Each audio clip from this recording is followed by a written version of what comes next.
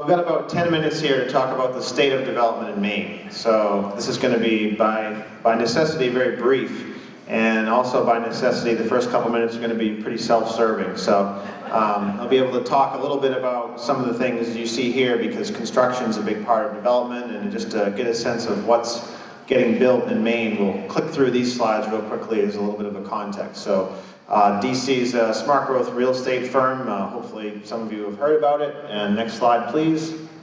That's what we've done in Lewiston. That's Healy Terrace. That's over just up the street from here. And next. And this is one I'm real excited about. I just bought this mill a little while ago, not knowing what I want to do with it, but thinking it was a great building in a great location and had a lot of prospects. And I'm fortunate enough to be able to almost immediately put a new roof on it. So I'm pretty excited about that. But in the meantime, it's 100% occupied. It's, someday it's going to have a higher and better use than it has now. But right now, it's right in the middle of a master plan that I believe in and think has a lot of prospects. It's in a town that is very excited about the kind of things I like to do. And it has a lot of the ingredients, therefore, that I'm willing to invest, like Jonathan said, private capital on, and why I'm willing to put that new roof on this building despite not actually having a development plan. But it's right down the street on Beach Street. So that's the Lewiston Mill. And moving on. That's Crescent Heights. That's right next to Maine Med. That's a medical student dormitory. That's a good illustration of the little pockets of demand that are out there. Hospitals are shifting around and consolidating and changing, and that while it may not necessarily be creating lots of new demand, it's moving demand around and creating development opportunities, which is really the theme for real estate development in Maine, for the most part anyway, in a state that really isn't growing. Next. That's some construction. We do about 20 million a year construction, usually about 3 projects. Maybe they're 6, 7, 8 million a piece. This is senior housing. Another big theme of what is a market driver in Maine is senior housing, all different types. This happens to be senior affordable housing. It's in South Portland, out of the Brick Hill campus. And next, there it is, it's done. We have 48 units and they rent it up within 3-4 months. So huge demand out there. Next. That's the one we're building now. I think where's John Shattuck? There he is. That's in his town. He made that possible. That was the last one to get in off the wait list for Maine Housing this year, and because of the cooperation from the town of Topsom that really wanted to see that happen. That's a big theme. If a town can't cooperate or doesn't really want the development, there's too many other good opportunities out there to really spend time on. So that's why we ended up in Topsom. That's why that's getting built and something else isn't getting built. Next. That's my big one I'm focusing on right now. That's the Nathan Clifford School. That's right behind USM Law. That's going to be market rate toward the upper end of the rental market. It's historic tax credits, so it'll be rental for 5 years and likely become condominiums. It's about 75% complete. We're just starting the period when normally you'd be pre-leasing. And we've already got 7 leases signed despite not doing any advertising. So that's indicative of the demand in Portland in the upper end of the market, which is really incredibly strong. I wonder if it might be starting to weaken, but right now it's very strong. Next. That's just some construction on the inside. So you can start to see where the new walls might go. Next. And that's it. So those are some examples you can see on the ground, what this stuff looks like. But when you think about development in Maine, it's really what are the opportunities and what are the challenges? And let's start with the challenges and get those out of the way. We're a small state. We're not growing particularly, so there's not this. I've never been able to identify and find this wave of development that I could just ride to profitability. It's really about finding these little pockets, these little niches, and where can we be effective in locating development that's in a better place than it is now. Where are the demographics going? To really take advantage of little micro trends, because it's just. I think and if you're riding a macro trend, you might not be doing smart growth. So I think it's important to try to find those little places that have been overlooked, and where little pieces of demand that people haven't figured out how to serve, and then serve those. So it's real estate development in Maine is, I think, always going to be a climate of challenge, but there are some great opportunities and a lot of things that are actually on our side. So when you think about anything and how easy it is to accomplish it, you think about the inputs to it. There's there's land, labor, and capital in the most simple analysis. And the construction market right now, so the availability of labor, for example, and materials, it's actually quite good. Prices are going up. You see increases in certain trades. Drywall, we had trouble with drywall on Nathan Clifford, getting enough people to do that. But in general, the two projects you saw under construction there, we were able to do those, I think, at about $110 a foot or less, and that's pretty doable. That's pretty affordable. You can make things work at that price. Nathan Clifford's historic rehab, so it's more expensive, but I think that came in around 125, 130, and that's got some high-end finishes and other things. So you can really, if you can make the numbers work on a project, the construction market is, right now, I think you have to say it's still your friend. There's always signs of that tightening up, but not overly so yet. The other thing that really can be your friend is the capital markets. There's a lot of cash out there, a lot of people who want to invest in real estate, I think primarily because they don't know where else to put their money. So if you have a track record and you have a project that makes sense, there is a lot of money out there to do it. And that's, you could talk to your friends and family who have money they want to put into real estate, and also from the outside, institutional capital. Cap rates are coming down and continue to stay low. Assets are selling at prices that make me scratch my head, but make sense to a group who can only earn 3% on the money somewhere else, so they're willing to earn 4.5%, 5% on real estate. So that creates some asset prices that make it very, very attractive to sell assets right now. So the capital markets are good. It's always hard to get debt. It's always hard to get a banker to say yes. But if you have a track record and you have a project that isn't overly leveraged, and you have maybe things like tax credits, other things going for you, you can get really good rates, especially on shorter term money. So there's a lot of opportunity there. What else have we got going on that's positive?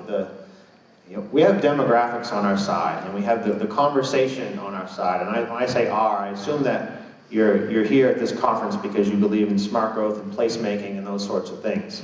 And those things, it's been an uphill battle for a long time to get people to think that way.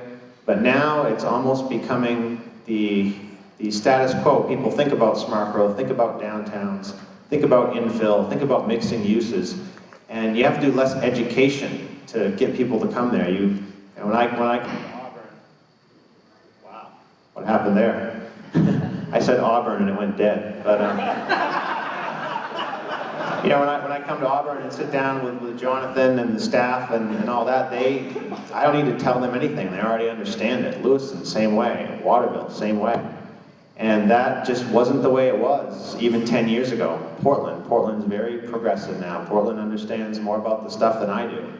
And they're always pushing the envelope. So for people that want to do good development, there's that whole year of education you don't have to do anymore. So I think that's a real opportunity for people who are interested in placemaking.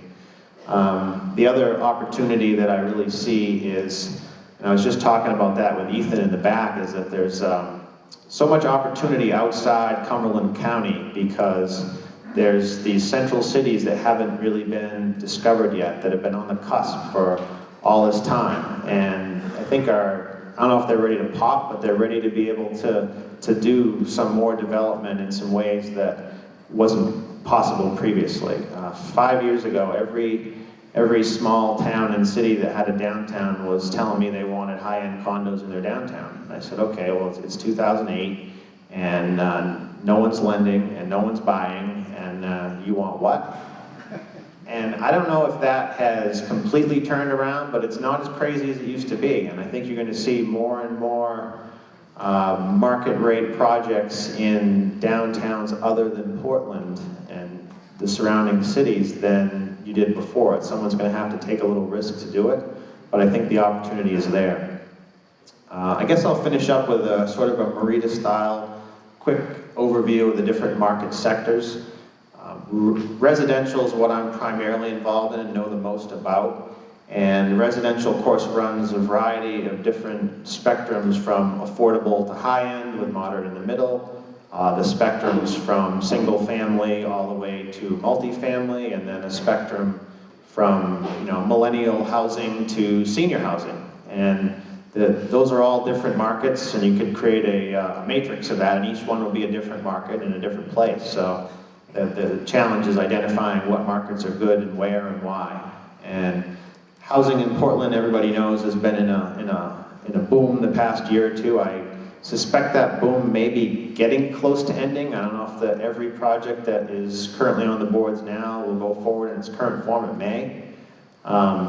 But there's certainly been a very, very strong housing market in Portland, because Portland is really getting a reputation nationally as a really good city to be in. And I think the challenge of the Lewisons and the Auburns and cities like that is going to be to continue to brand themselves as an affordable alternative to Portland that has some of that same sense of place without all those high prices. The affordable housing market isn't really, never any question about the market. It's a question of how much funds are available to do how many units. So it's not really relevant to the market discussion, but the big challenge is how to serve the middle of the market. There's a lot of people who want to live in downtowns, but if you're not doing high-end housing or subsidized housing, how do you make the numbers work? That's the challenge. That's something I think about a lot. If I could figure it out, I'd probably make a lot of money. I haven't figured it out yet. Senior housing, obviously the demographics are going right into that. All the different types of senior housing that there are, from assisted living and memory care down to active adults that want to live in a loft downtown, and everything in between. There's certainly the demographics are there, and those are some people who have had some wealth building years behind them and can afford to do something. The office market there isn't really much going on there that I can see. Tenants are moving around. Again, there's not a lot of growth. Maine's a slow growth state, and the office market is really driven by growth, by job growth, population growth. And I think the challenge that we face in Maine is getting more jobs here. We have to convince companies as a value proposition to bringing a bunch of jobs to Maine. And we've got an office site we've been trying to develop now for years, and we spent a year trying to get an out-of-state firm to come to Maine, and there was the tax situation and the labor costs and things were identified where we were not able to overcome those arguments with quality of place and affordability and those sorts of things. So I think there's still a challenge there to get growth in a basic export model. You've got to bring something in from outside. There's only so many things that we can sell to each other. We've got to try to grow the economy that way, and I think the office market is a function of that.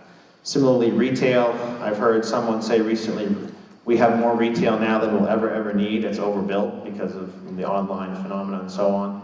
But you're still going to have things moving around. You have a guy like Jim Howard who builds better mousetraps. He gets more people in and out faster, more conveniently, and so he'll take the business from one and move it over to another, and there's some growth there, but there's a lot of shifting of demand, shifting of office, shifting of retail, even some shifting of housing as people want to move downtown. And that all plays into mixing uses, it plays into density, and it plays into placemaking. So those opportunities to make places are not so much about creating new demand, but finding ways to package other things and put them in a more sustainable and a better way.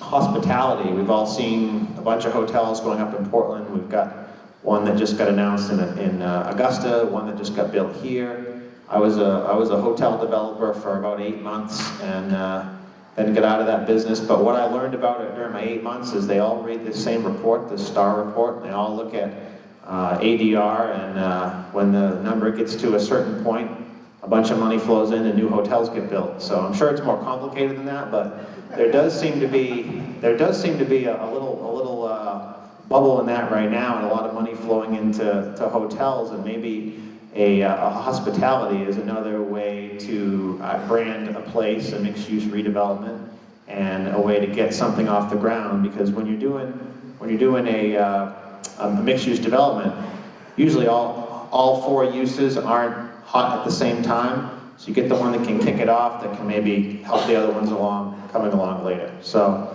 those are some few thoughts. I'm going to wrap it up now. I'll be around till around noon if anyone has any questions. Thank you.